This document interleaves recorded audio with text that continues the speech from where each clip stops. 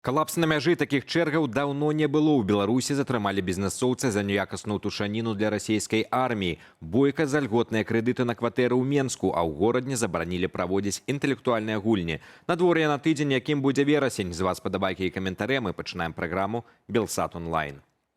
Міліцыя папярэджвае пра новую схему кібермахлярства. Злодзеі рассылаюць СМС-паведамленні нібыта ад Міністэрства ўнутраных справаў з патрабаваннем аплаціць штраф па лініі ДАІ. На вуду аферыстаў трапіў 19-гадовы мянчук. Хлопец перайшоў праз фішынгавую спасылку на падроблены сайт сістэмы АРІП, увёў рэквізіты банкаўскай карткі і страціў каля 400 рублёў. Будьце пільнымі, звяртайце ўвагу на даменныя імёны спасылак і памятайце, што сапраўдныя штрафы не аплачваюцца праз сумнеўныя СМС. Паводле факту гэтага злачынства заведзеная крымінальная справа. Уначы ў горадні адбыўся пажар у пяціпавярховіку на вуліцы Паповіча, асяродак узгарання быў у кватэры на першым паверсе. Працаўнікі Міністэрства надзвычайных сітуацый вынеслі з агню гаспадара жытла і ягоную сужыцельку. Пацярпелых тэрмінова шпіталізавалі. Агонь ліквідавалі 8 адзінак спецтэхнікі. Паводле папярэдняй версіі, да надзвычайнага здарэння прывяла неасцярожнасць падчас курення. Мінлясгас апублікаваў кадры буралому ў Менскай вобласці. Знятыя з паветра, маштаб пашкоджанняў з борта верталёта асабіста ацаніла кіраўніцтва гэтага ведомства. Наступствы стыхіі вы можете бачыць на гэтых кадрах. Усе выходныя спецыялісты лясгасу і прадпрыемства Белдзяржлес праводзілі абследаванне ляснога фонду. Цяпер чыноўнікі вызначаюць аб'ёмы страту і плануюць работы ў ліквідацыі наступстваў непагадзі і расчышэнні бураломаў. У Веткаўскім раёне адпачынак падлеткаў ледзь не стаўся трагедыяй. Трое непаўналетніх хлопцаў выпілі гарэлку з півам і пайшлі купацца. У вадзе 14-гадовы падлетак страціў сілы і пачаў тануць. На шчасце, яго своечасова заўважылі ратавальнікі і вярнулі да жыцця. Пасля надзвычайнага здарэння мясцовая камісія ў справах непаўналетніх тэрмінова звярнулася да бацькоўскай грамадскасці рэгіёну. Дарослых заклікаюць жорстка кантраляваць вольны час сваіх дзяцей, сачыць за іхнымі паводзінамі і не дапускаць ужывання алкаголю. Ажыятаж вакол крэдытаў пад 1% перарос у бойку ў Менску. 6 жніўня каля офісу продажу кватэру ў жылым комплексе «Паўночны бераг» патэнцыйныя пакупнікі зладзілі штурм і гвалт. Канфлікт адбыўся ў жывой чарзе праз народныя спісы ў сшытку, якія людзі вялі некалькі дзён. На аднаго з менчукоў, які прастаяў усю ноч ля ўваходу, у момант адкрыцця напалі. Яго схапілі за шыю душальным прыёмам і гвалтам адцягнулі ад дзвярэй. Пацярпелы зняў пабоі і напісаў заяву ў міліцыю. У кампаніі забудоўніку заявілі, што шкадуюць пра інцыдэнт, але за парадак за межамі офісу і самадзейныя спісы адказнасці не нясуць. У горадні масава скасоўваюць інтэлектуальна-забаўляльныя гульні. Мясцовыя ўлады прыраўнялі квізы да масавых мерапрыемстваў, таму ад арганізатараў цяпер патрабуюць афіцыйныя дазволы з выканкаму, якія трэба запытваць за 15 дзён да падзеі. Пра прыпыненне правядзення гульняў ужо абвясцілі найбуйнейшыя праекты гораду, у тым ліку мазгабойня, смузі, туц-туц і угадай мелодыю. Пастанова чыноўнікаў выклікала хвалю абурэння ў сацыяльных сетках. Гарадзенцы скардзяцца на страту любімага культурнага адпачынку і папаўнення спісу гарадскіх забаронаў. Ганебны прыклад для адпачынку. У Ершонах наведнікі пляжу пакінулі пасля сябе горы смецця проста на беразе і ў вадзе. Становішча закінутай зоны адпачынку абурыла неабыякавага беларуса, які не стаў чакаць камунальнікаў і сам прыбраў выкінутыя ў вадаём адыходы. Гэты ўчынак выклікаў гарачае абмеркаванне ў садсетках, дзе карыстальнікі пацвердзілі, падобныя паводзіны на прыродзе даўно зрабіліся сумнай і рэгулярнай з'явай у Беларусі. Глядзім без каментара.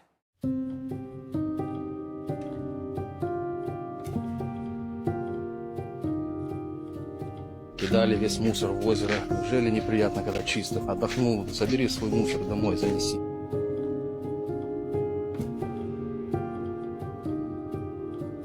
Нацыянальная авіякампанія Таджикистану Соман Эйр з 29 жніўня запускае скразныя рэйсы паводле маршруту Душанбе, Менск, Душанбе. Самалёты будуць лятаць раз на тыдзень у суботы, а квіток у адзін бок каштуе каля 1100 беларускіх рублёў. Адначасова авіякампанія Белаві аднаўляе палёты на тайскі востраў Пхукет. Першыя рэйсы запланаваныя на канец кастрычніка, а з 29 кастрычніка пералёты стануцца рэгулярнымі двойчы на тыдзень. Квіткі ў адзін бок каштуюць ад 1731 рубля, а ў абодва бакі ад 3057 рублёў.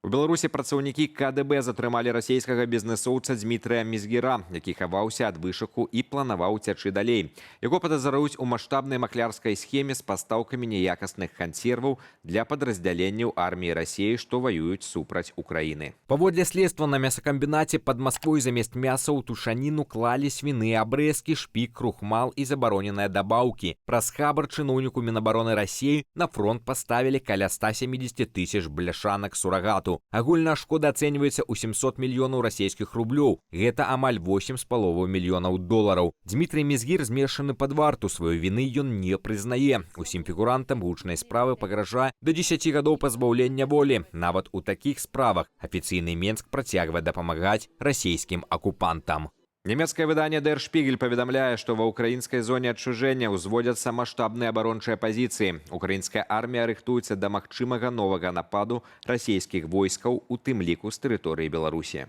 Паколькі Беларусь месціцца ўсяго за 15 кіламетраў, аб'ект можа апынуцца пад ударам дронаў. Асобную трывогу выклікае стан ахоўнага саркафагу над 4-м энергаблокам, які быў пашкоджаны пажарам. Кіраўніцтва станцыі папярэджвае, што новы удар можа прывесці да разбурэння ўнутранай абалонкі сховішча, а на поўнае аднаўленне спатрэбіцца некалькі гадоў.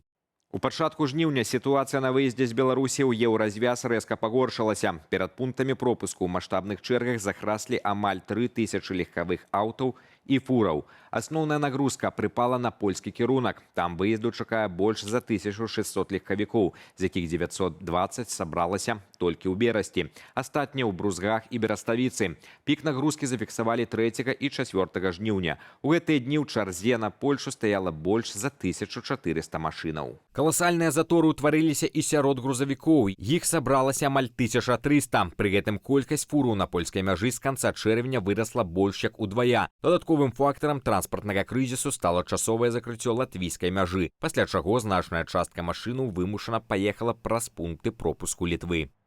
12 жніўня жыхары Беларусі змогуць убачыць частковае сонечнае зацьменне. Чым далей на захад будзе назіральнік, тым большая частка сонечнага дыска схаваецца за месяцам. Найлепшы від чакае горадню. Там месяц закрые сонца амаль на 76%, пакінуўшы ў небе толькі яркі сярпок. У Менску зацьменне дасягне 51%, у Віцебску 44%. У сталіцы фаза зацьмення пачнецца недзе ад 20:10, а пік прыпадзе на 20:42. Паколькі сонца будзе нізка, для назірання лепш выбраць адкрытую пляцоўку з аглядам захаду.